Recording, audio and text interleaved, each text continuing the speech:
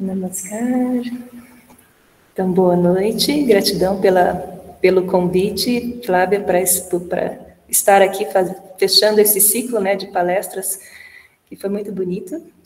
E gratidão também pela presença de vocês. Eu também acabo sempre aprendendo junto quando tem esses encontros assim, com conversas, né, que são bem construtivas.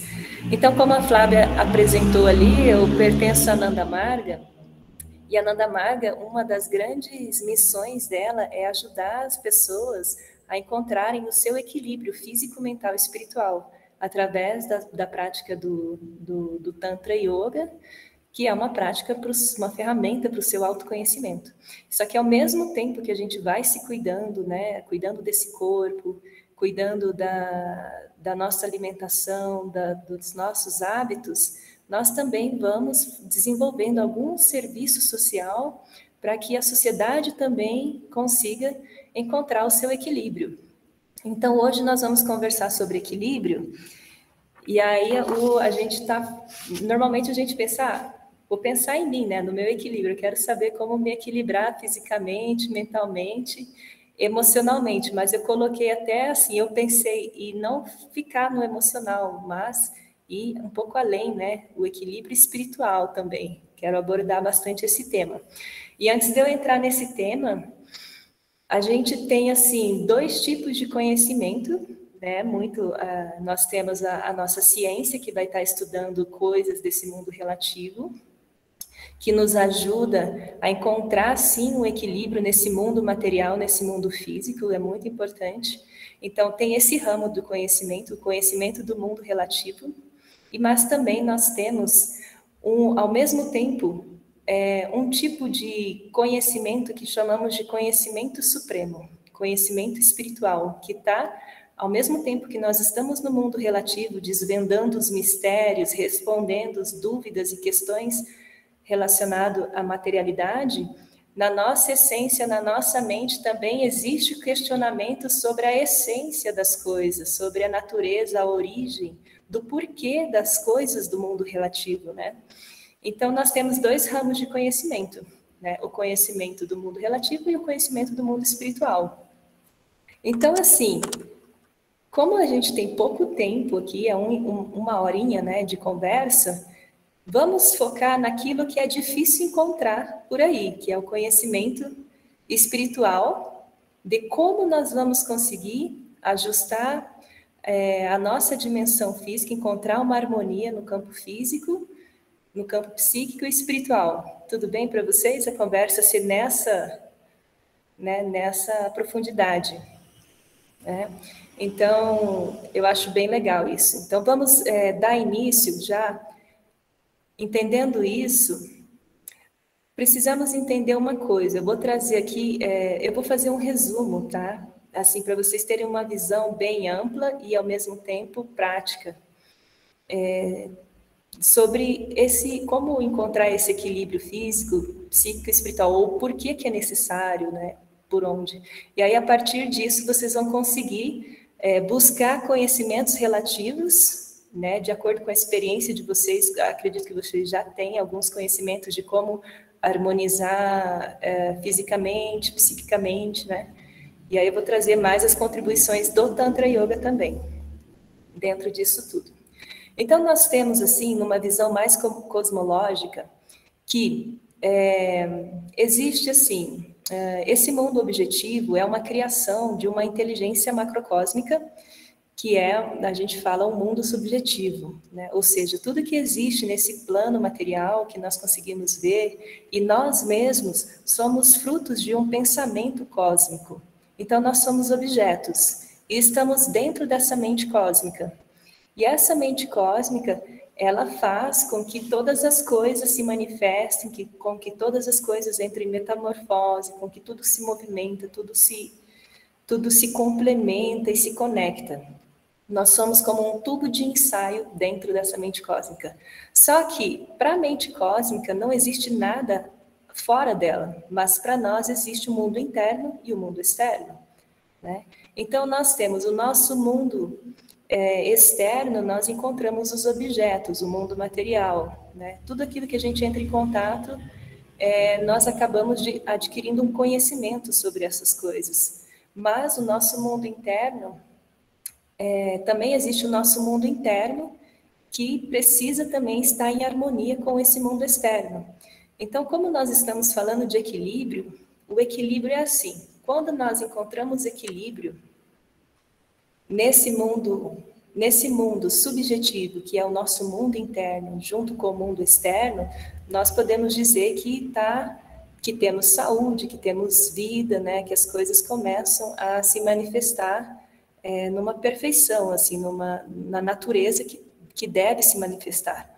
Mas no momento que começa a acontecer perder esse paralelismo desse mundo interno com o mundo externo, aí começa a surgir doenças, começa a surgir problemas psíquicos, ou seja, a mente da pessoa, a onda vibracional da mente da pessoa está vibrando numa dimensão ou de uma forma que não está se ajustando com a fisicalidade. Então, as pessoas começam a adoecer. E quando acontece essa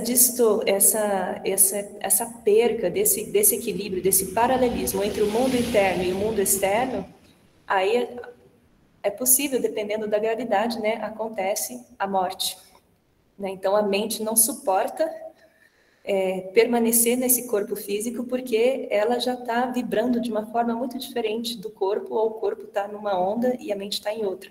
Aí acontece essa dissociação da mente do corpo. Aí a gente tem morte, tem doença, essas coisas. Então, como eu comecei assim, trazendo essa visão, porque assim, dentro dessa mente macrocósmica, existem as leis naturais do universo, né?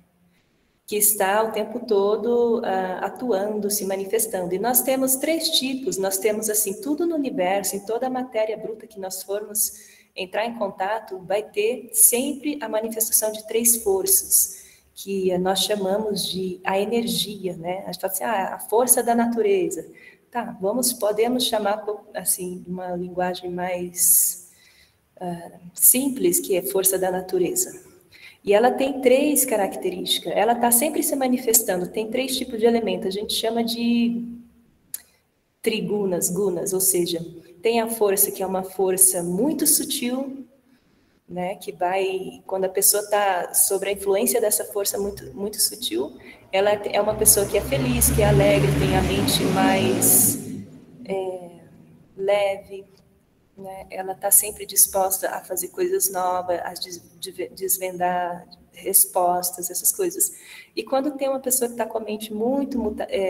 tem a força sutil, a força mutativa e a força estática. As 3 compõem um conjunto de forças que nós chamamos a força da natureza.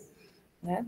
Então, em tudo, na alimentação, em tudo que nós vemos, em nós mesmos, essas forças, elas estão se manifestando em diferentes graus.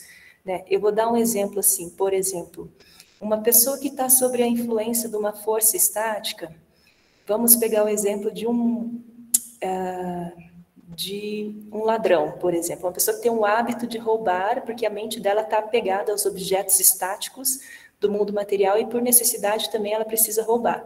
E aí se ela adormece embaixo de uma árvore, e aí uma pessoa que tem a mente também estática passa lá e vê aquela pessoa dormindo embaixo da árvore, ou dormindo, ou se escondendo ali, né? Fingindo de morto, não sei. Essa pessoa que tem uma influência de vibração estática vai logo pensar que realmente, olha, esse ladrão aí está se escondendo da polícia aí, eu também não vou ficar aqui, porque se eu ficar aqui, essa polícia vai pensar que eu também sou ladrão, né? Então eu não vou ficar perto, vou embora. Então, é só um pequeno exemplo assim de como essas forças influenciam a maneira da gente perceber o mundo externo. Então, nós temos também aqui, aí passa uma outra pessoa que tem muita força e influência da energia mais mutativa.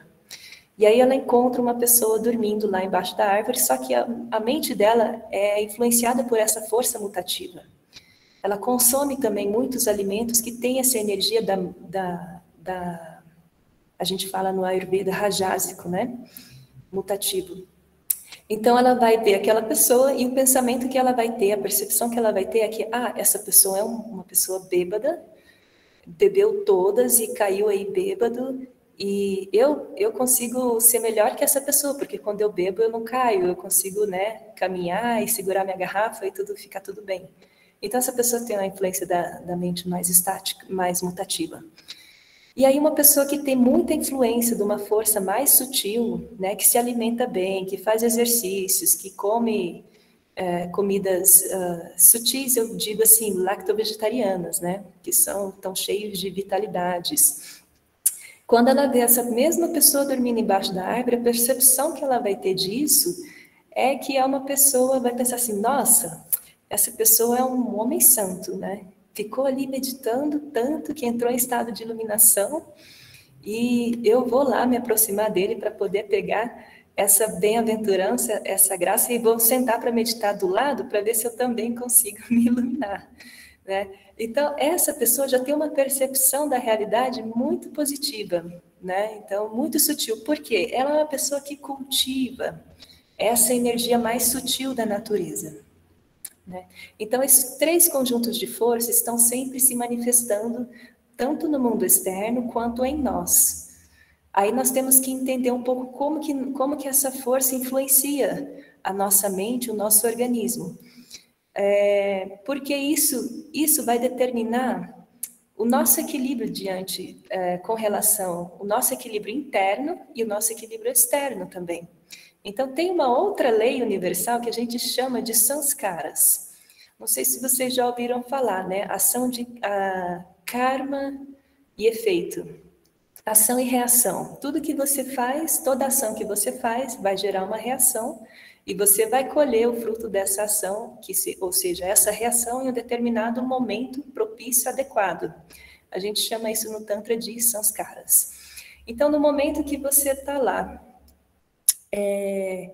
cada pessoa, né, vem com uma personalidade, nasce na cidade, nasce numa família, nasce com uma estrutura física, ou com alguma facilidade intelectual, ou com alguma abertura mais espiritual para as coisas, devido a esse sanskara que ela carrega, né? Tanto dessa vida, coisas que ela acumulou, né, ou de outras vidas. Então, ela nasce com essa personalidade. Então, esse sanskara que nós temos vão gerar impulsos nos diferentes centros energéticos que nós temos, que nós chamamos de chakras. Acho que eu comentei isso da primeira vez que eu vim, né, quando eu comentei assim da biopsicologia. Então, tem o corpo físico, tem o corpo energético, né? E nesse corpo energético, a gente tem centros energéticos principais que faz essa conexão entre o mundo mais sutil da nossa consciência com esse mundo emocional e esse emocional com esse corpo físico e vice-versa, né? Tudo que é do mundo externo entra em contato com o corpo físico, vai influenciar o nosso emocional, o emocional vai influenciar o funcionamento desses centros energéticos e isso vai ter gerar alguma, vai chegar no nosso campo da consciência mais sutil e vai nos exigir uma resposta, né? E essa resposta vai ser de acordo com o nível da influência dessas energias que nós estamos cultivando, se é uma energia mais estática, mais sutil ou mais mutativa. Então, assim, resumindo, cada pessoa tem um sanskara e esse sanskara de cada um vai influenciar algumas tendências e desejos mentais, algumas coisas, algumas preferências nossas, né? Então, por exemplo, eu tenho o sanskara de querer praticar meditação. E minha família ninguém pratica, ninguém era vegetariano. Então, mas como que eu senti atração por esse caminho? É uma coisa de sanskara, né, de vidas e vidas passadas.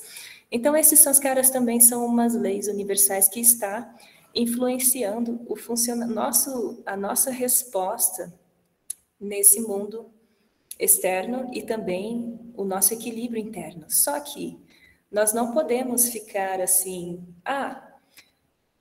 por exemplo, né? Tá, existem essas forças e o que eu posso fazer para encontrar um equilíbrio e não deixar que os frutos das minhas ações passadas estejam me influenciando tanto, né? Seja positivamente ou seja negativamente.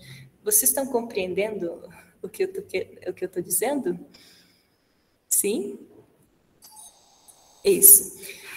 Então, existem algumas práticas, aí a gente vai entrar, assim, algumas... Sim, Tá. Aí, por isso que a gente tem, assim, a prática do yoga, né? A prática do yoga, aí a gente falando especificamente do Tantra Yoga, que é a primeira prática de yoga que surgiu, é uma ciência milenar para ajudar o ser humano a se harmonizar internamente, porque essa ciência, por que a gente diz que é uma ciência? Porque ela está completamente de acordo,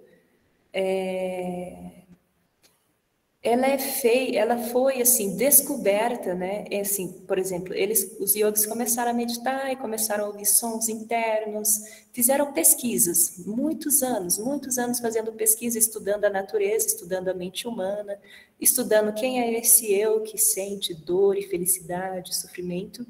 E aí veio o Sadashiva 7.000 anos atrás e viu ali, né, que nós estávamos buscando um progresso físico, mental e espiritual e sistematizou melhor essa ciência do Tantra Yoga que ajuda a gente a se liberar de qualquer tipo de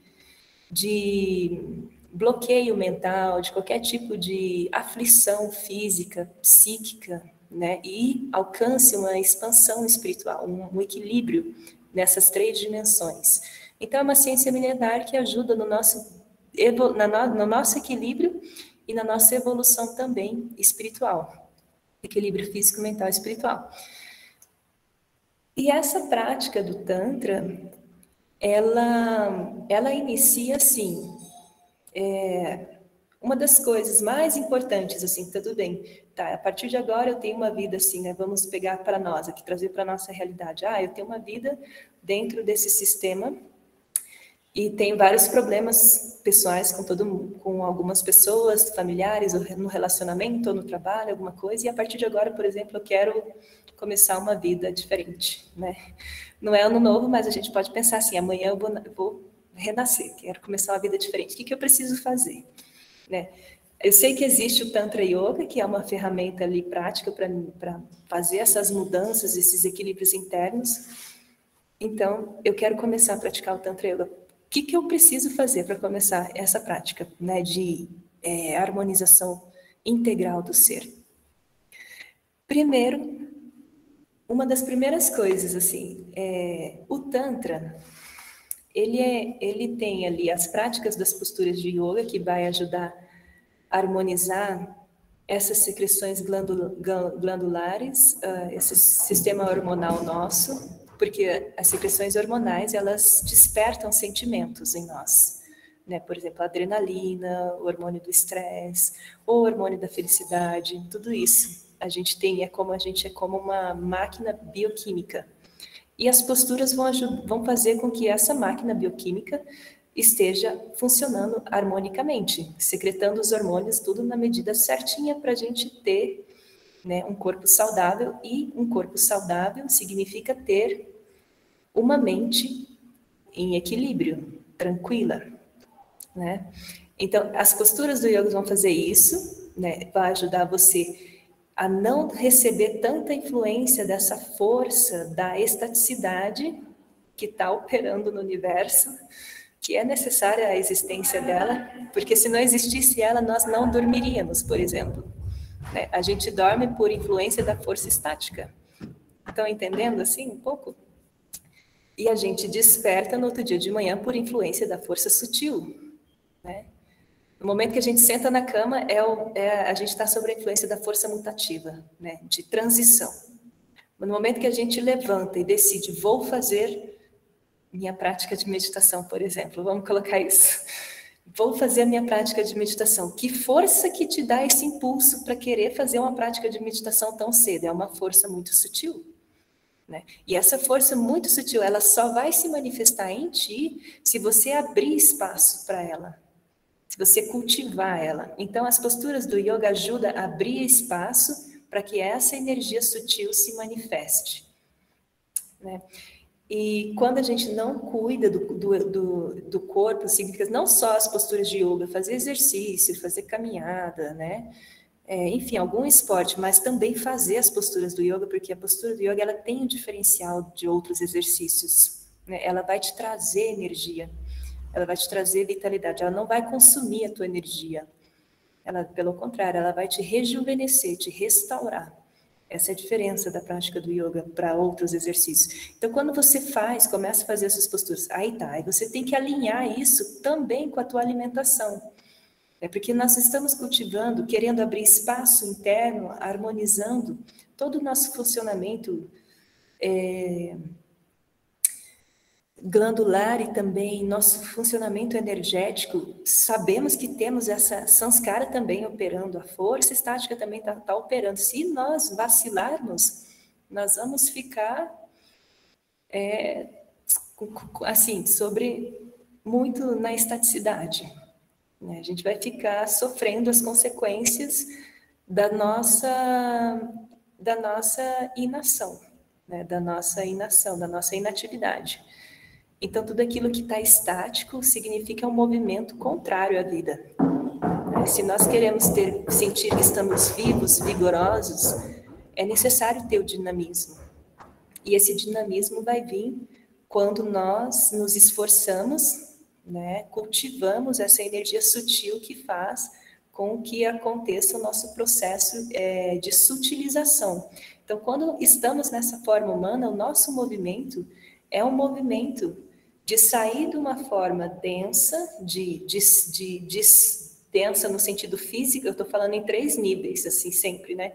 Físico, psíquico e espiritual. É você sair de uma condição, por exemplo,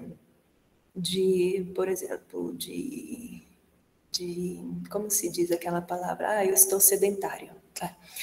Você sair do sedentarismo e você também sair de uma condição de uma mente que é limitada, com padrões mentais limitantes, né? E ir para uma expressão mais expansiva de enxergar as coisas, né? Expansiva de consciência.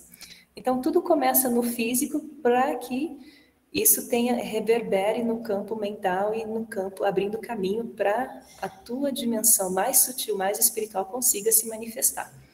Quando isso não é feito, aí que a gente encontra os problemas emocionais, os problemas de relacionamento, porque a gente começa a culpar o outro, começa a ver problema em tudo, né? Apontando o dedo para fora, mas na verdade está tudo aqui dentro.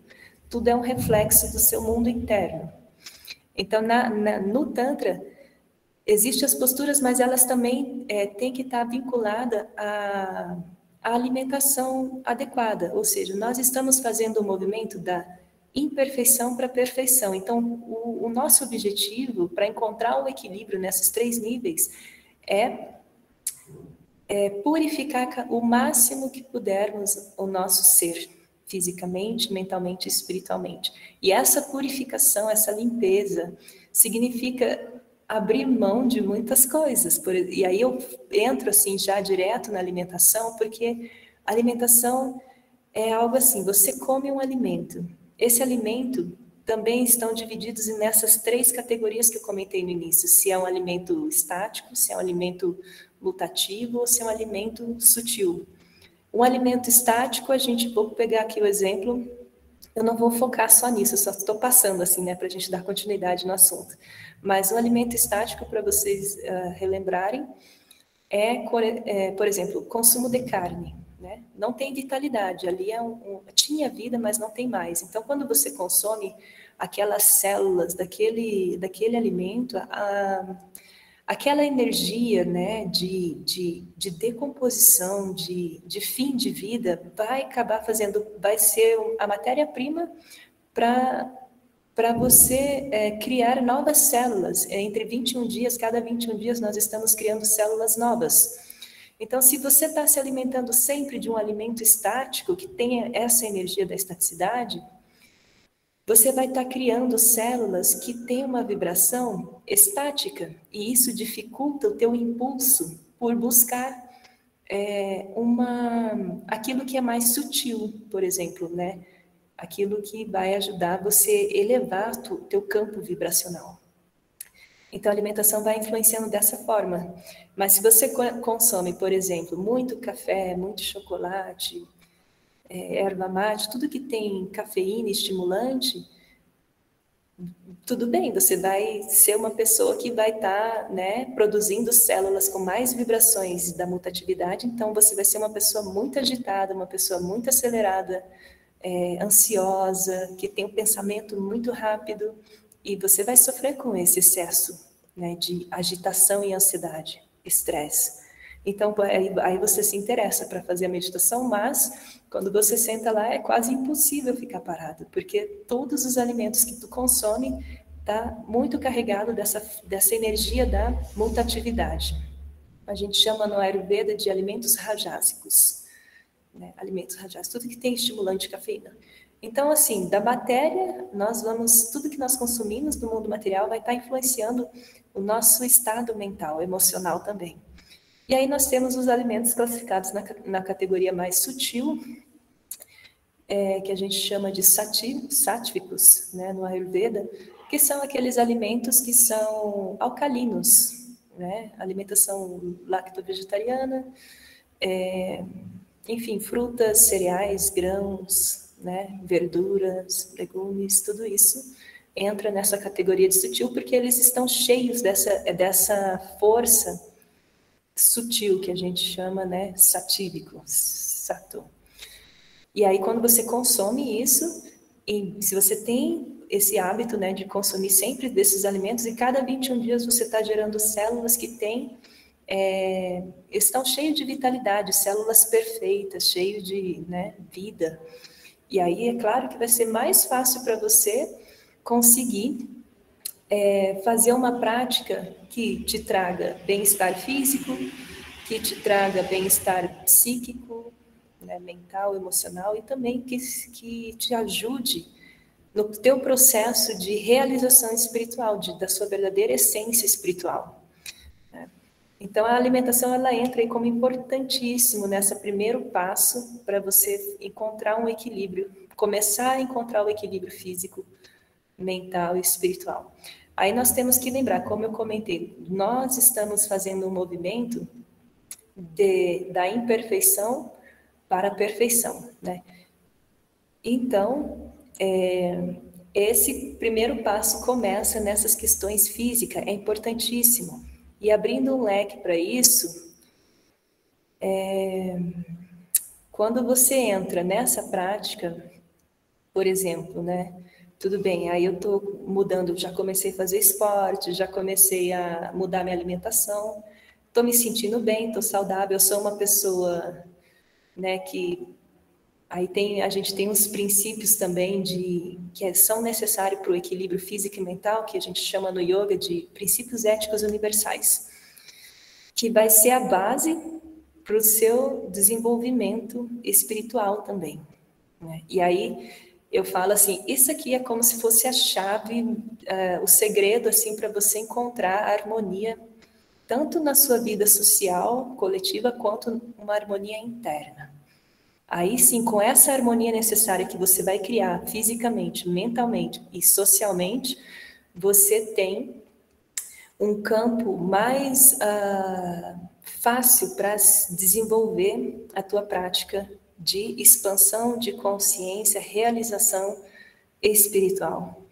Né? Agora vamos ver se vocês já ouviram falar desses princípios.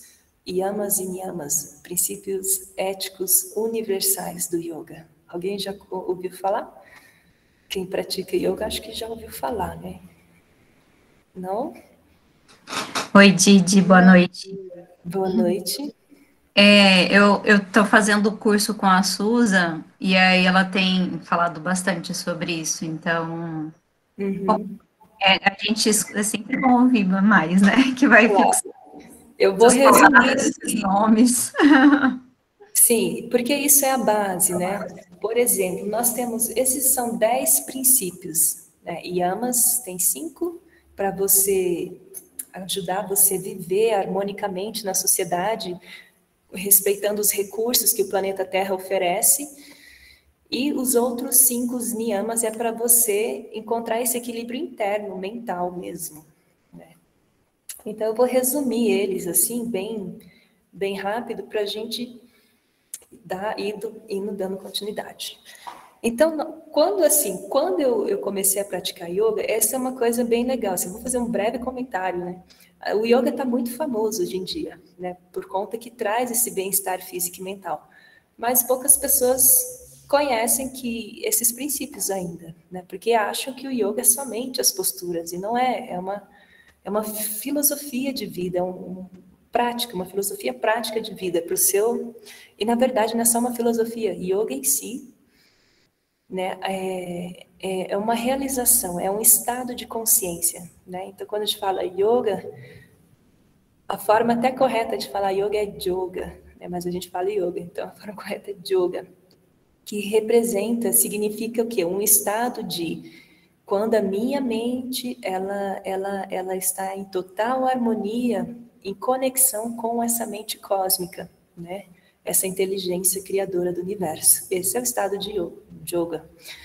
Só que para você chegar nesse estado, nessa meta superior, nesse conhecimento superior, é necessário lá na base ter o equilíbrio. E aí no yoga o que temos assim para nos ajudar a ter esse equilíbrio na base é yamas e niyamas.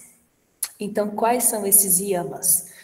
Primeiro ali que olha só, vamos, se quiser pode anotar, né? Porque isso é importante assim para anotar, né? O primeirinho, 1, 2, 3, 4, 5. Então, o primeiro princípio assim que nós temos é de ahimsa, a não violência. O princípio da não violência significa o quê?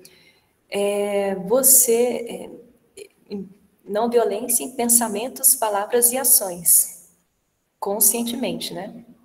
Às vezes cometemos atos violentos inconscientemente, mas se você tem consciência, você jamais deve ser uma pessoa que gere sofrimento e violência. Só que nesse campo aí do ahimsa, da não violência, isso não é só no nosso relacionamento com o outro, é com relação a nós também, né? Aí a gente vai ter que olhar de novo para a questão da alimentação também, né? Será que eu tenho uma alimentação que gera violência a outros seres, ao meio ambiente? Então, tudo isso engloba, né? Isso faz parte do processo de a gente se harmonizar com o meio ambiente, se harmonizar com os outros seres, né? Buscar, da mesma forma que a nossa vida é importante, a vida de todos os outros seres é importante também. Então, a não violência entra como o primeiro princípio ético do yoga, para você alcançar o estado de yoga, né? Então, depois vem o segundo.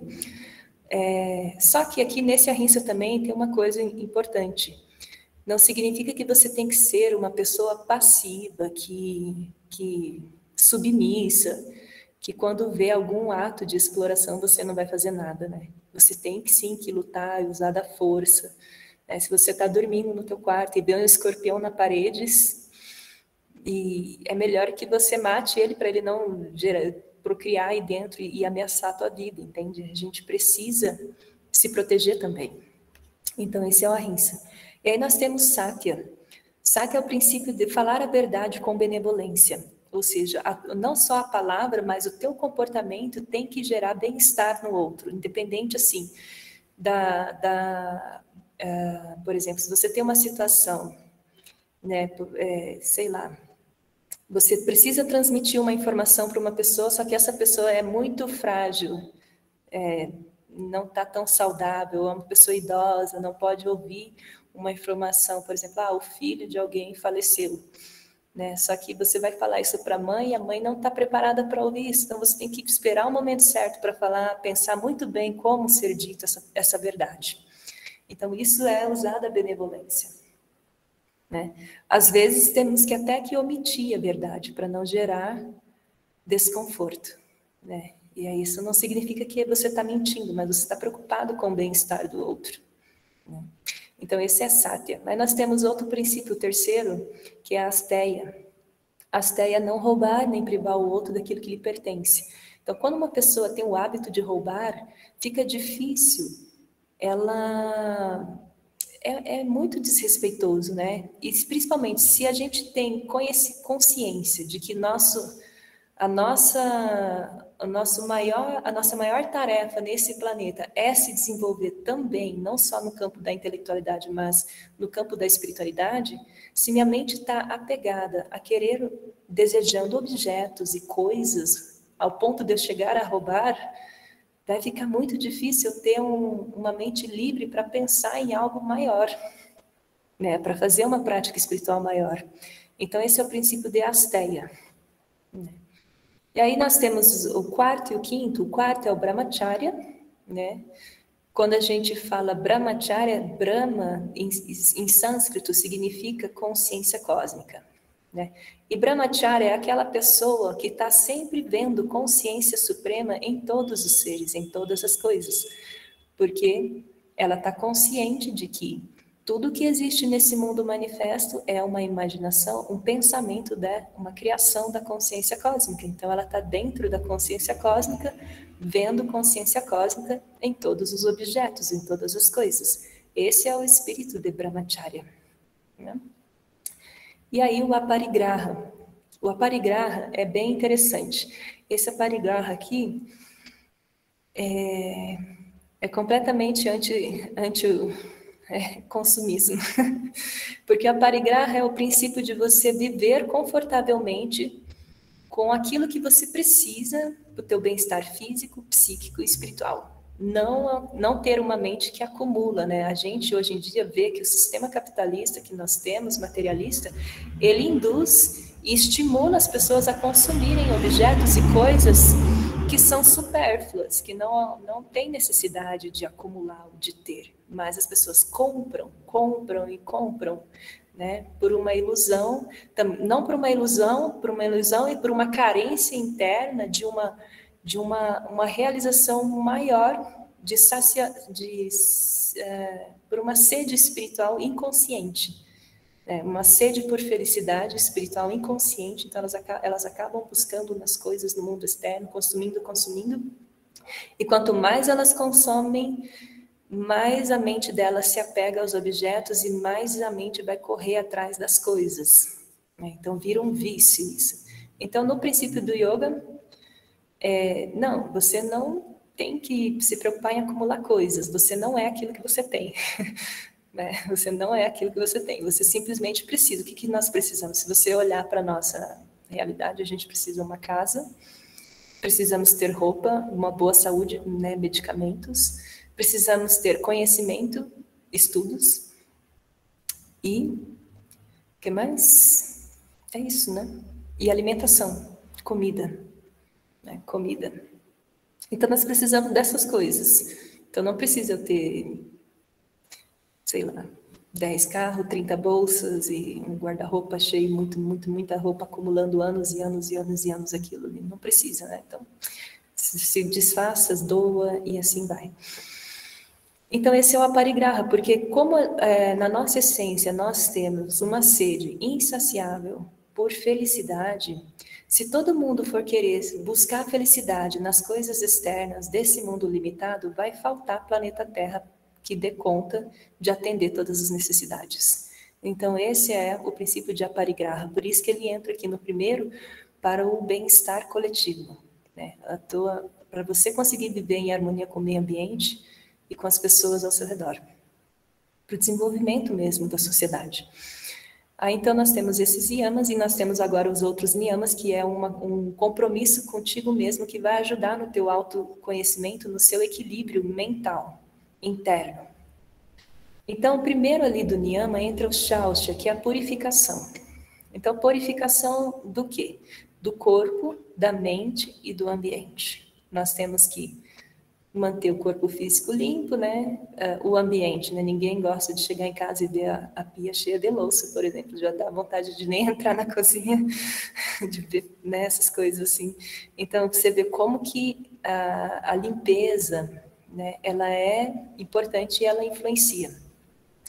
E a mente, como que a gente pode manter essa mente pura, significa que você vai ter que fazer um esforço para direcionar o teu ponto de vista, focar a tua mente naquilo que é positivo, né? Porque tudo tem positivo e negativo, todas as pessoas têm seu lado negativo e positivo, mas você vai colocar a tua atenção em procurar, por mais difícil que seja, encontrar um aspecto positivo naquela situação, naquela pessoa, naquele lugar, e foca a tua mente naquilo, porque é quando você pensa positivo, aquilo faz parte do teu campo mental, né? E quando você direciona a mente para algo que é negativo, a tua mente também se torna negativa. Você é parte daquilo que tu pensa. Então, essa é uma grande realidade, assim, do campo da espiritualidade, que a nossa mente, a periferia da nossa mente, nosso ectoplasma vai tomar a forma daquilo que a gente está pensando. Então, é sempre bom ver o lado positivo. Então, essa é a purificação necessária, né? Eu falo assim, Xauxa, trocar roupa é trocar roupa todo dia, cabelo, unha, dente, essas coisas, né? Higiene. A gente aqui, nós brasileiros, praticamos isso, normal. Mas tem culturas em outros países que não gostam muito de tomar banho, que não gostam de escovar dente, essas coisas, né? Mas é necessário. É. Tem gente que usa roupa íntima a semana inteira. Só vira do avesso, né? Principalmente, acho que eu já ouvi isso, ó. Então, é necessário trocar, porque quando tem coisa suja, isso aí entra um outro campo da ciência, que a gente chama ciência dos microbitas. Isso atrai microbitas negativos. Microbitas são partículas misteriosas da consciência cósmica, que quando nós não sabemos o que é, nós até chamamos de vírus. Chamando de vírus, né? Mas aí tem os positivos e os negativos, então, e aí a gente está falando disso agora, né? Então, nós queremos atrair coisas positivas, né? Estamos cultivando a energia positiva. Então, tem que eliminar tudo que é aquilo que está estático, né? Que, enfim. Vocês estão conversando aí no chat. Então tá, aí nós temos depois o segundo, que é o Santosha. O Santosha é o autocontentamento. O autocontentamento, vou dar um exemplo assim, para entender. Eu vou estar satisfeito com quem eu sou, com que eu já conquistei. Né? Eu não vou ficar lamentando se, eu consegui isso hoje, mas aquela pessoa não me deu bom dia, aquela pessoa não me ligou, aquela pessoa não está nem aí para mim. Aí pronto, meu mundo acaba por causa daquela pessoa. Isso é uma coisa que precisa ser trabalhada. Então, isso, na verdade, tem que praticar o autocontentamento. A tua mente tem que estar tranquila, desapegada às coisas do mundo externo, né? Às situações do mundo externo. Então, tipo, o mundo externo não pode afetar o seu estado de felicidade interna. Esse é um grande desafio, né? Só que esse autocontentamento, depois eu vou comentar, aquelas posturas de yoga que eu comentei, elas vão ajudar a esses princípios serem cada vez mais fáceis de serem praticados. Você vai tomando consciência deles. Né?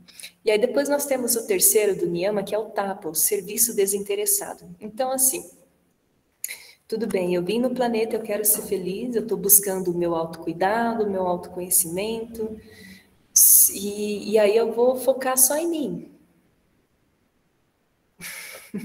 Aí eu estou lendo o chat ali, a do Pavão. A do Pavão é a postura, né? Sim, a do Pavão vai ajudar bastante. Então não adianta assim eu cuidar só de mim, né? Então tem no campo do yoga a gente fala assim, vamos pegar assim a prática do Hatha Yoga. Estou falando assim, não esse Hatha que a gente conhece hoje, mas antigamente, lá na história, o Hatha Yoga era uma prática de autocuidado com o corpo, de purificação extrema do corpo, só que a pessoa tinha que ficar 24 horas fazendo postura e purificando e cuidando só dela mesma, né? Para ela alcançar um estado de suspensão da mente, que é impossível. Então, muito tempo se perdia ali nesse autocuidado, enquanto o mundo ao redor estava o caos. Né? Então, é um posicionamento muito egoísta. Né? Então, por isso que entra aqui o serviço desinteressado é necessário para a gente desenvolver humildade e também para desenvolver esse amor pela consciência cósmica suprema que existe em todos os seres. Então, assim, se você quer, aí a gente vai entender lá um pouco mais para o final o que é essa realização espiritual, esse estado de yoga, o que eu preciso para alcançar ela. É necessário fazer serviço desinteressado para você se desenvolver a humildade e trabalhar o altruísmo, né? Não tem como nós somos, nós já vimos isso na física quântica, estamos conectados a tudo, né? Não tem como a gente viver independentemente nesse planeta. Sempre precisamos do trabalho de alguém e sentimos, né, a dor do outro também. Quando alguém está feliz, isso nos deixa feliz. Então, essa conexão nos coloca numa situação de que não tem como eu ignorar o sofrimento ao meu redor. Eu tenho que fazer alguma coisa para contribuir. E se eu estou me autocuidando, me autoconhecendo cada vez mais através dessas práticas, o potencial que eu vou ganhar é enorme.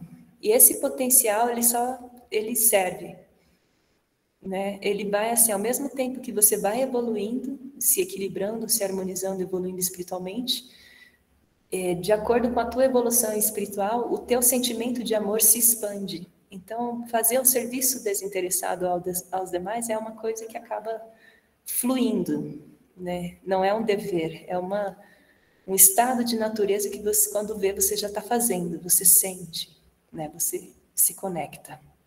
Esse é o serviço desinteressado. E aí nós temos os dois últimos, que é Shwadaya, estudos, e essa prática dos estudos é como se fosse o nosso alimento psíquico, o nosso alimento intelectual, que vai nos inspirar a seguir em direção tanto do desenvolvimento do intelecto, mas também na prática do bem-estar físico e da realização espiritual. Então, o conhecimento ele é necessário.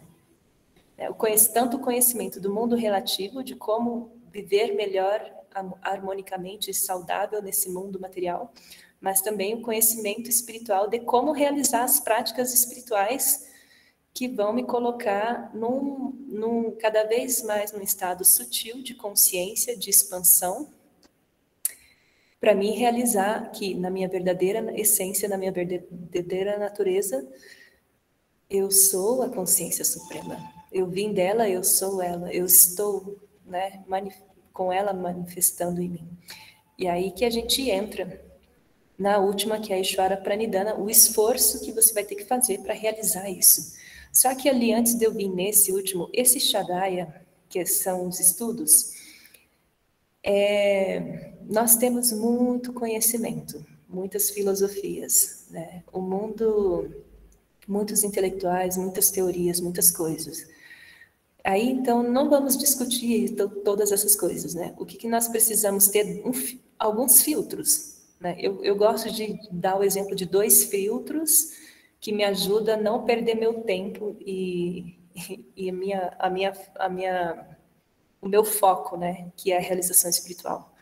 Porque tem teorias que quando você entra nela e você vai ver, na essência, é teoria que foram escritas no mundo das estrelas, assim, não tem conexão com a necessidade da realidade, que não tem como você pôr em prática na realidade. Não tem o passo a passo, tá? Mas como que eu realizo todo esse conhecimento? Então, isso é uma coisa importante, porque a ação, a gente tem que ter claro assim, todas as teorias, elas derivam da experiência prática, da ação, e não ao contrário, não pode ser ao contrário. Entende? Então, a gente tem que ir buscar aqueles conhecimentos que são práticos. E quando nós formos ler algo que traz inspiração na jornada espiritual, desse equilíbrio emocional e espiritual, nós temos que ler coisas daquelas pessoas que são exemplos, que realizaram aquilo que estão falando, né? Então, sigam as pessoas que são práticas, não teóricos, porque teóricos a gente encontra em cada esquina, né? Em qualquer livro tem cheio de teoria, mas você precisa pôr em prática o conhecimento, né? Então, conhecimento e ação andam juntos. Sem isso, não tem como a gente se desenvolver. E aí nós entramos na prática de Ishvara Pranidhana, que aí entra aqui exatamente, Ishvara é uma palavra em sânscrito que significa a consciência cósmica, o controlador, o criador, a consciência criadora, mantenedora, e tudo termina nela. Então, para nós no Ocidente podemos usar a palavra Deus, mas eu prefiro falar consciência cósmica. Então, pranidhana é o esforço, né? Aí a gente está falando assim, tá, essa consciência cósmica permeia todas as coisas, é criadora de todas as coisas, ela está em todos os seres, está em mim também. Então, o lugar mais perto que eu tenho, que eu consigo encontrar e realizar ela, manifestar ela, é dentro de mim, na minha essência. E para mim fazer isso, colocar a minha mente em sintonia com algo muito elevado, muito sutil, é necessário que a minha mente mergulhe por esse mundo interno, e isso é feito através da meditação, né? Porque no momento que você fecha, se fecha para o mundo externo, né? Aí eu já estou falando uma linguagem um pouco de yoga, você retira a tua mente do mundo externo através de prática de pratyahara, a tua mente fica livre para expandir. Lembra que eu falei ali no início da conversa que a nossa mente, ela tem uma característica que ela toma forma daquilo que pensa. Então, quando a tua mente ela está muito apegada às questões do mundo material ou ao conhecimento relativo, o teu campo ectoplasmático, o teu corpo mental, ele fica da forma daquilo que você está pensando. E como você tem por objetivo uma realização espiritual, uma coisa mais além da nossa capacidade intelectual, você quer conhecer tudo, você quer se tornar a própria fonte criadora de tudo, né? Essa inteligência maior, você precisa mergulhar a tua mente para dentro, para que ela fique e desapegar das coisas do mundo externo. Por isso que fala, o caminho da realização espiritual é o caminho da autoabnegação. Ou seja, você abrir a mão de qualquer apego material, pessoas, sentimentos, desejos por coisas, para você focar a tua mente em... Aí precisa de técnica, né? Em sentir que você é consciência cósmica. Você é uma consciência amorosa, você é uma fonte infinita de felicidade, de amor. E para isso, né, você precisa ter isso como objetivo maior dentro da sua prática da meditação. E aí a gente entra numa ciência milenar que, quando você quer realmente começar a trilhar nesse caminho, para aprender essa técnica, não dá para aprender nos livros, também não vai encontrar no aplicativo. Aí que entra dentro dessa ciência do Tantra, muito antiga, esse conhecimento, ele foi passado de mestre para discípulo, né, frente a frente, porque cada pessoa é diferente, né? Cada pessoa recebe ali um som acústico que tem uma vibração espiritual que vai ajudar no momento que ela fecha os olhos e mentaliza aquele som, aquela vibração, ela vai estar harmonizando todo o campo energético dela, ela vai estar também dissolvendo aqueles sanskaras que ela acumulou de ações passadas.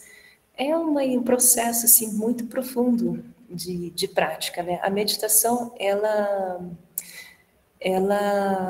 vem, ela é o próximo passo depois que a gente, né? Ela é o objetivo, na verdade, é uma ferramenta que vai te colocar no estado de realização do seu potencial máximo, enquanto ser divino, tendo a experiência nesse corpo humano.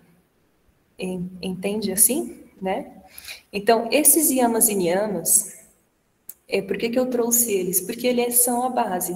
Como nós estamos falando de equilíbrio,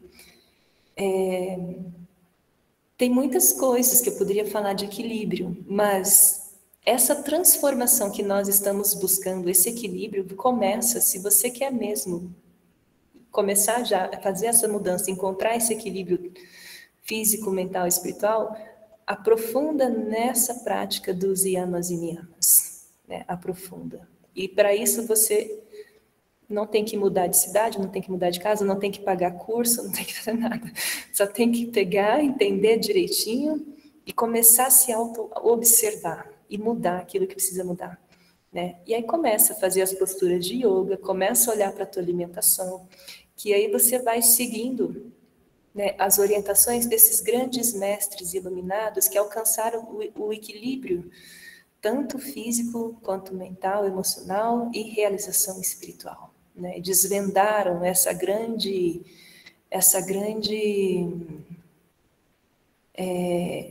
esse grande mistério, assim, que está na nossa essência, né?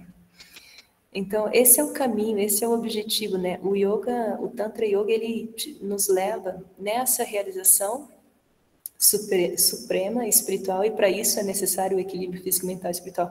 Agora a gente pode olhar, assim, um pouco para o campo da sociedade, né?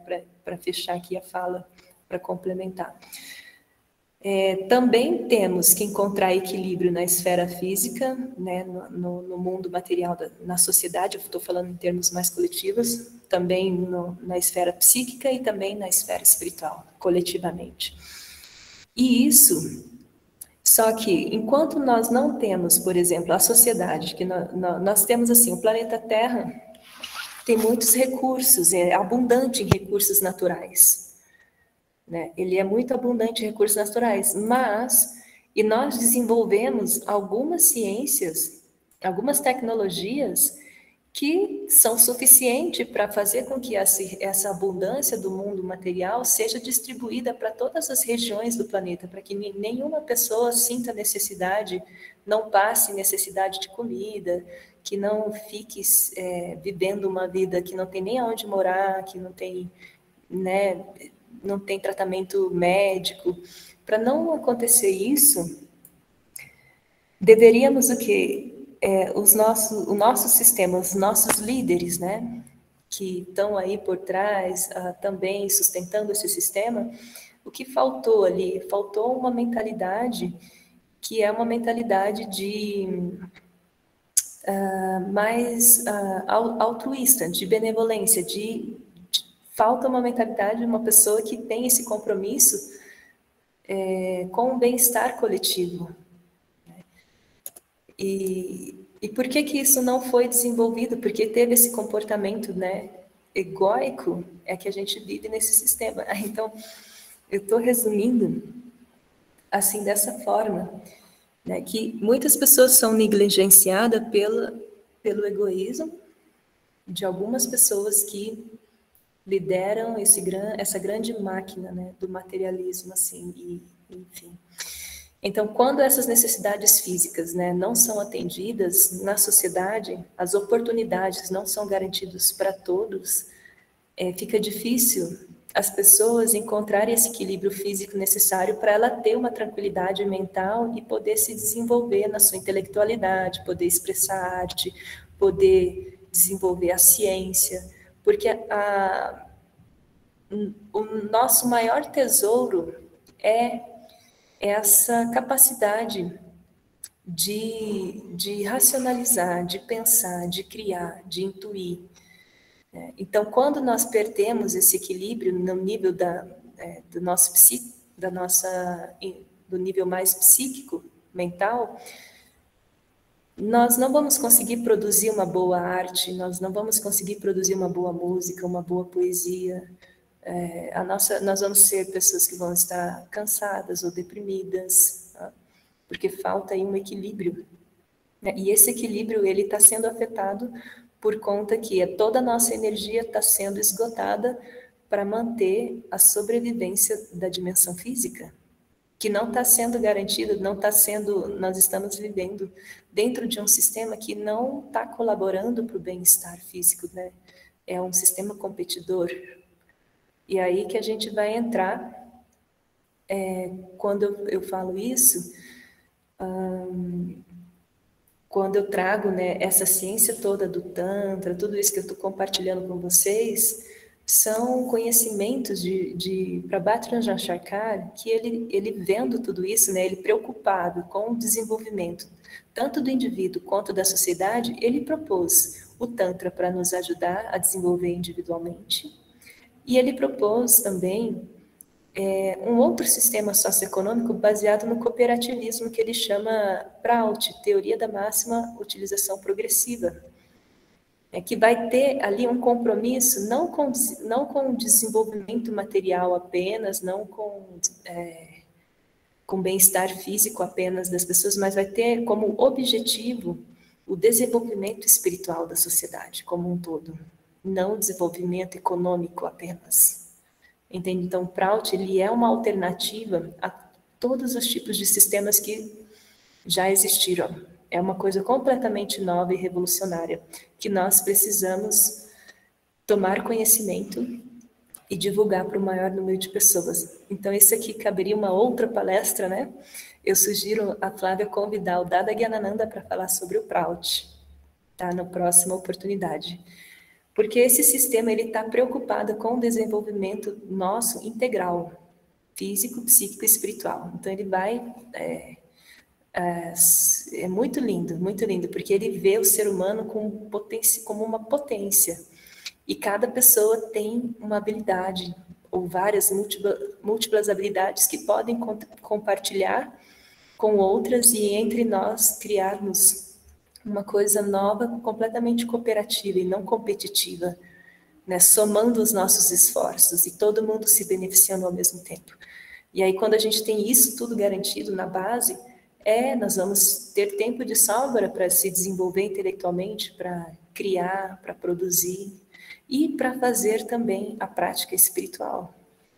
Porque a energia não está limitada apenas nos nossos centros energéticos inferiores na luta pela sobrevivência, está se manifestando também, né? Namaskar Trilachana está manifestando também, né, na nossa, atendendo esse nosso anseio de realização espiritual. Então, essa parte é importante. Tá bom, eu já estou concluindo também. Namaskar. Então, o Prout é um sistema, assim, que existe para ajudar a gente a alcançar esse equilíbrio, né? E começando pelo equilíbrio físico, é importantíssimo, porque sem o equilíbrio da base, nós não conseguimos se desenvolver psiquicamente, espiritualmente. Bom, eu acho, assim, que a minha fala foi bem resumida e assim, trazendo uma ideia um pouco mais ampla, né? Eu não aprofundei em si nenhum problema do mundo relativo, nada, mas eu quis trazer essa visão um pouco mais orgânica, assim, das coisas, e um pouco mais, visão mais do Tantra Yoga, né? E apresentando aí essa prática do Tantra como uma ferramenta que nos ajuda a encontrar esse equilíbrio tão necessário que nós buscamos, né? Apesar de estarmos, a nossa existência humana surgiu nesse planeta Terra há 1 bilhão de anos atrás, mas somente 15 mil anos que nós começamos a se tornar pessoas civilizadas. E dentro desses 15 mil anos até hoje, nós não encontramos o equilíbrio, não aprendemos a viver em equilíbrio, tanto internamente como externamente na sociedade. E ainda assim, estamos, assim, eu vou dizendo assim, né, um número grande, assim, né, em grande escala, ainda nem estamos preocupados ainda em encontrar esse equilíbrio, né? Agora, se a gente olhar assim, no Ocidente, o que aconteceu? Nós conseguimos desenvolver muita progresso no nível da ciência do material, né, do mundo material, do conforto material, essas coisas. Mas nós não fizemos esforços para evoluir na ciência da espiritualidade, né? E lá no Oriente, eles fizeram esforços para evoluir na esfera espiritual, mas ainda não é perfeito, e pouco fizeram para se desenvolverem materialmente. Então, ainda tem esse desequilíbrio na sociedade, né? Então, nós precisamos começar a encontrar esse equilíbrio nosso interno, a conhecer quem nós somos, né? Através dessas práticas milenares que já tem muitas pessoas que alcançaram esses resultados, né? De estados de máxima harmonia física, mental e realização espiritual. Aí eu falo do Tantra Yoga. E começar essa jornada de despertar, porque nós temos um corpo perfeito para encontrar o conhecimento mais elevado que existe, né? O conhecimento não só do mundo relativo, mas o conhecimento supremo, espiritual, de quem nós somos, de quem nós verdadeiros realmente somos. E aí, quando a gente encontra esse conhecimento, a gente se conecta com essa essência interna que é infinita, nós temos muito potencial para fazer muitas coisas, nós temos uma vitalidade infinita, né, para fazer muitas coisas, muitas coisas. Então, por que a gente vai se contentar com algo que é pequeno, se podemos ir muito além, né? Não tem fim. Isso está na nossa natureza, na nossa essência.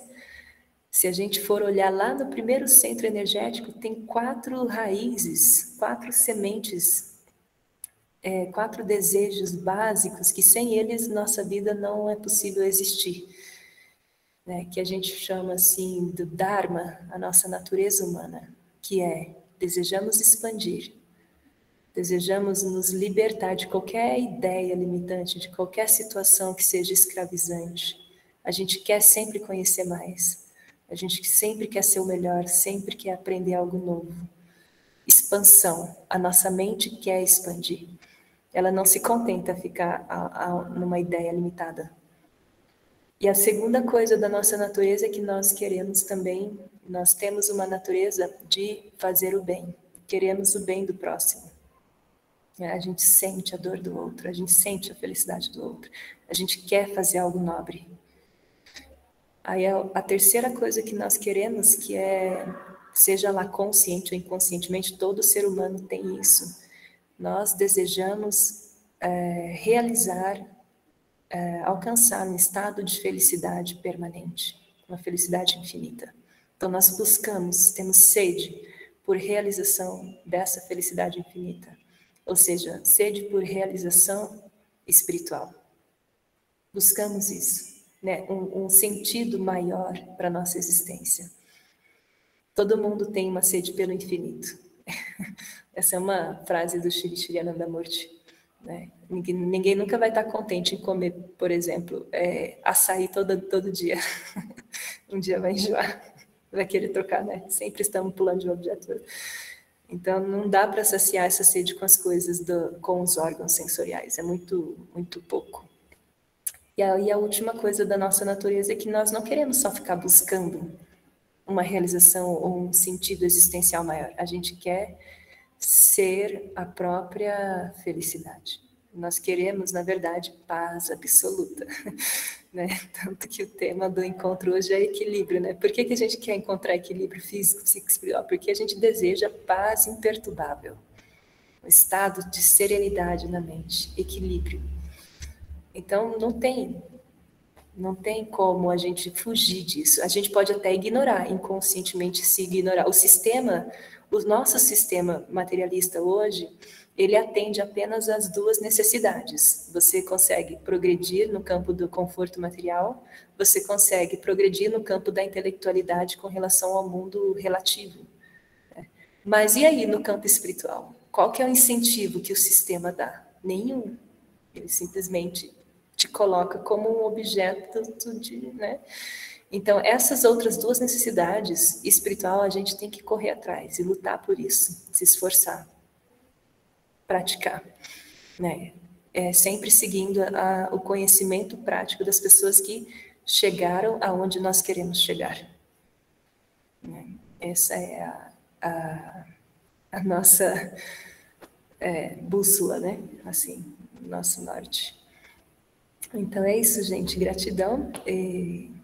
Bom, Gratidão. estamos no caminho, né? Gratidão. Namaskar.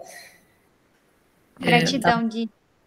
Estava aqui até pensando, eu acho que como a sua palestra foi prática, né? Eu acho que você passou aí vários tópicos que o pessoal pode colocar em prática para trazer esse equilíbrio, né? Eu acho que cada yama, niyama, se a gente trazer, a gente consegue colocar na prática.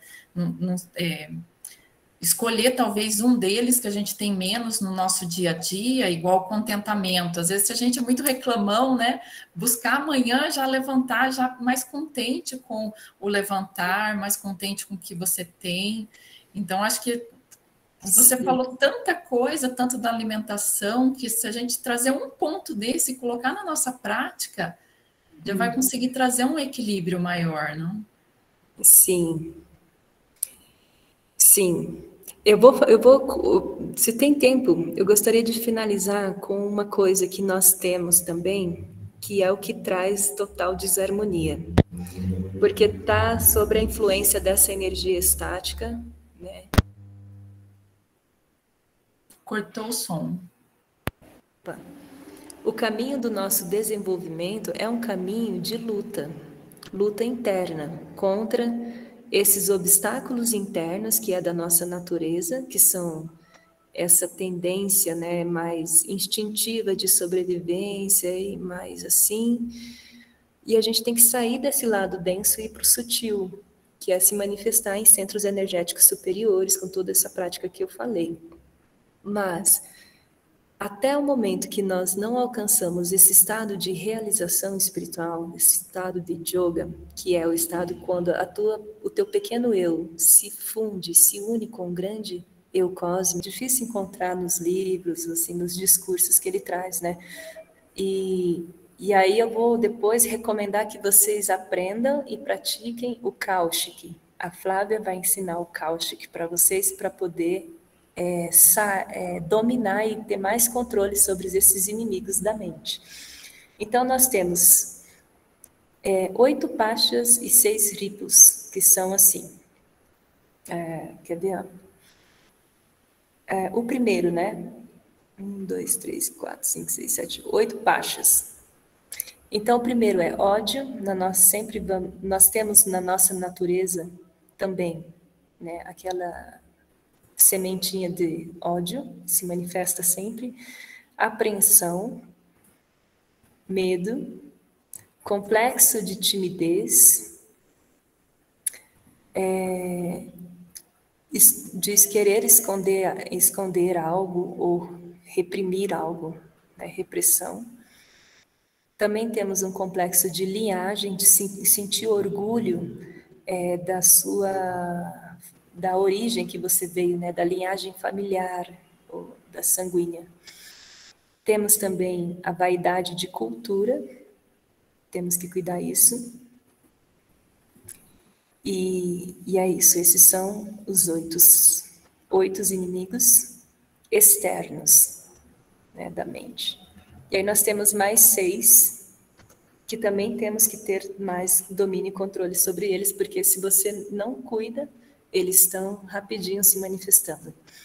Que é os ripus, atração por fisicalidade, pelo mundo material, objetos e coisas, pessoas, muito apego, raiva, sentir raiva, ganância, apego cego, orgulho e inveja. Né? Então, esses são 6 inimigos que estão aí o tempo todo nos influenciando, se nós permitirmos, né? Muito facilmente, assim. Então, toda a prática do Tantra ajuda a gente a conseguir manter domínio da nossa mente, das nossas emoções, do equilíbrio do corpo físico e de direcionar todo esse potencial que a gente ganha para a realização da nossa verdadeira consciência superior.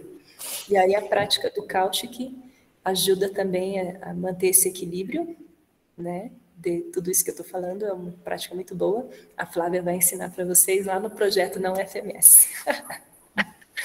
Agora eu passei para você a tarefa, Flávia.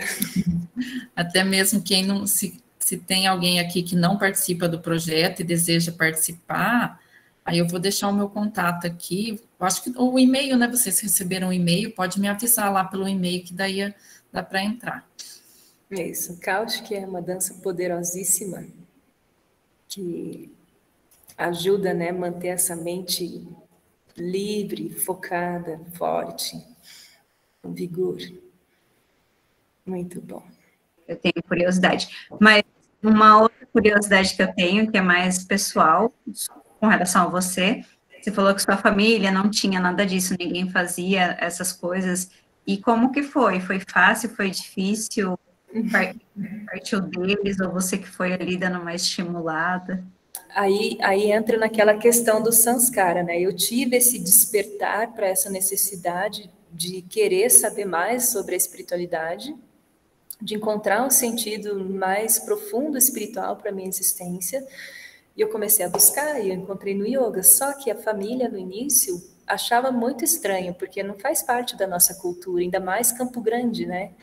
É a cultura, assim, muito diferente, é muito longe da realidade aí. Então, eles foram meio que, foram um grande teste, assim. Eles testaram a minha determinação. E, claro, hoje eu consigo olhar para trás e entender que isso, até isso, assim, depois de anos, assim, né, e praticando e fui aprofundando nos estudos, eu compreendi que no momento quando você entra no caminho dessa jornada mais, né, introvertida, os desafios externos são parte do processo. É o primeiro obstáculo que começa a surgir na família, nos amigos, no relacionamento, testando a tua determinação.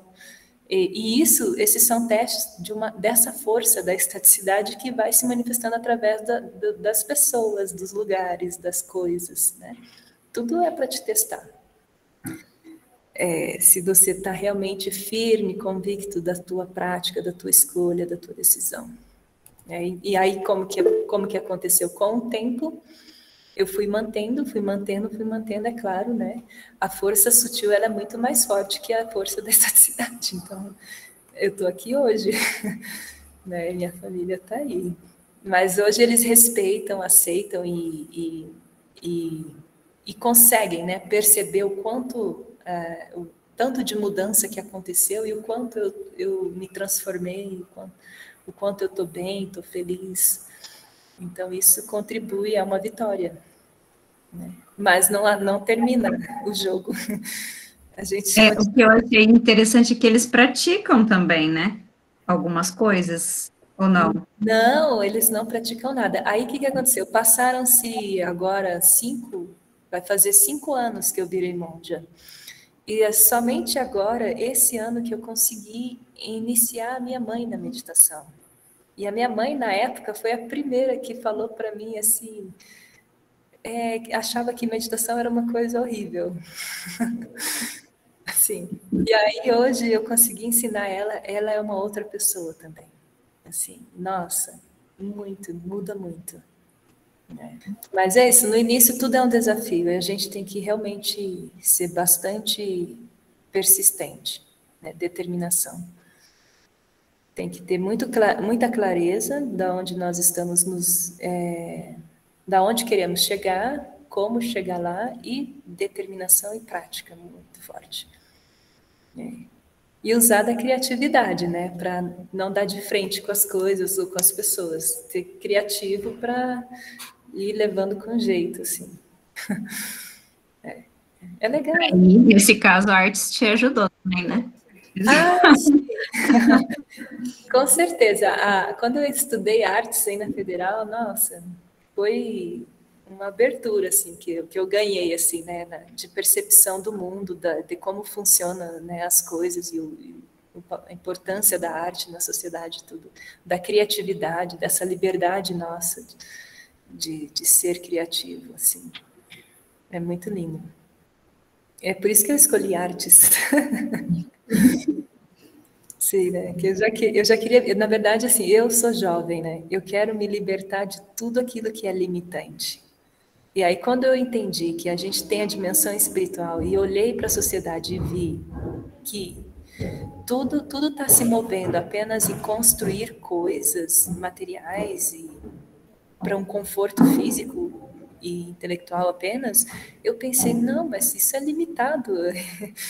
Eu não quero depender só disso, eu quero algo mais, né? E aí, quando eu comecei a buscar o caminho da espiritualidade, ainda assim, dentro dessa busca espiritual, a gente tem que ficar muito esperto para não cair em dogmas religiosos também, porque existem muitos dogmas religiosos. Né? Então, você imagina, eu não quero me submeter a nada. Eu quero uma conexão direta com essa consciência suprema. Né? Claro, e o conhecimento necessário para alcançar ela. E Então, assim, fiquei um bom tempo procurando, assim, as coisas, né? Até que eu cheguei no yoga, e o yoga é um esforço seu, a tua conquista é de acordo com o teu esforço, né? Mas tu tem que ter o conhecimento ali para fazer essa prática. E aí que a gente acaba ensinando a meditação, ensina todas as técnicas, ensina todas essas coisas que eu estou falando, mas aí só vai acontecer se você pôr em prática.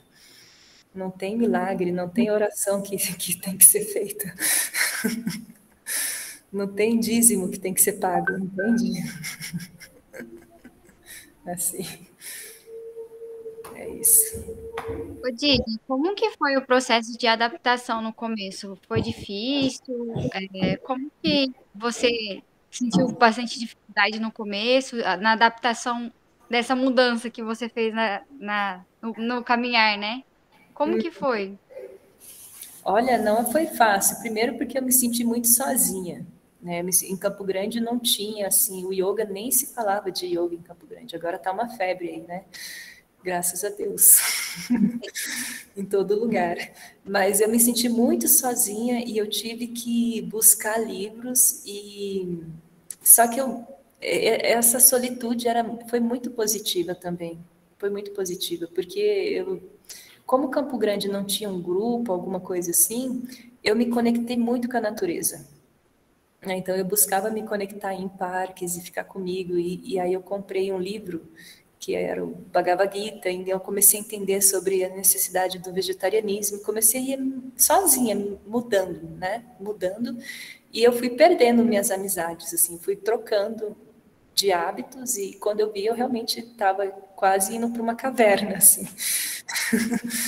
Eu quase estava vivendo numa caverna, porque eu não queria me encaixar em nenhum grupo de pessoas, porque todos os grupos ao meu redor que tinha na época eram grupos que estavam com uma mentalidade focada para outros fins, outras coisas, né? E eu era jovem, não queria saber das coisas assim, né? Eu queria, essa sede espiritual era muito forte. Então eu acabei ficando muito sozinha, tanto que eu cursei o curso de artes, eu sempre fui assim, eu cursei o curso de artes com o objetivo para conseguir trabalhar e pagar um curso de instrutor de yoga para conseguir depois trabalhar com isso. Porque na época o curso era caro, lembra? Na época, quando eu cursei artes, o salário mínimo das pessoas que não são professores era se eu não me engano, era R$ 400. Na época que o salário mínimo era esse valor, assim, R$ 500, uma coisa assim. Como? Impossível, era uma escravidão total. E aí eu resolvi estudar artes para trabalhar como professora, e porque também é uma área bem bonita, assim, né, a artes. E eu lembro, assim, quando eu estava na faculdade, os jovens todos saindo para balada, para beber, essas coisas, né, da UFMS. E eu não ia. Eu era aquela que fazia a minha própria camiseta, costurava a minha própria calça e ficava na minha e meditava e fazia yoga nas quadras, meditava ali, aí né, nas árvores por aí. E assim que eu cursei a UFMS. Que legal, legal, bacana, ô Didi. Sim, foi difícil, mas aí, enfim, até que no último semestre o Dada Gyanananda foi dar a palestra aí sobre Tantra Yoga, aí eu escutei, como já tinha uns 4 anos que eu já estava assim nesse processo, né? Aí eu resolvi ir no retiro que a Vishnu Priya organizou, o primeiro retiro da Nanda Marga. Aí eu fui e nunca mais saí da Nanda Marga, mergulhei mesmo, assim. Que show, que show. É verdade. Tem uma frase assim, né? Quando a pessoa tem um desejo sincero pela realização espiritual, aí o verdadeiro mestre aparece, sabe? E eu tinha muito, muito, ainda tenho, né? E me apareceu assim, né? Eu pensava assim, será que eu vou ter que ir na Índia procurar algum mestre espiritual para me ensinar essas técnicas, essas coisas, né? Porque no Ocidente não acho. E aí nem precisei sair da Índia. A Vishnupriya trouxe a Nanda Marga, eu encontrei os ensinamentos do Tantra de Shri Shri Anandamurti e comecei a compreender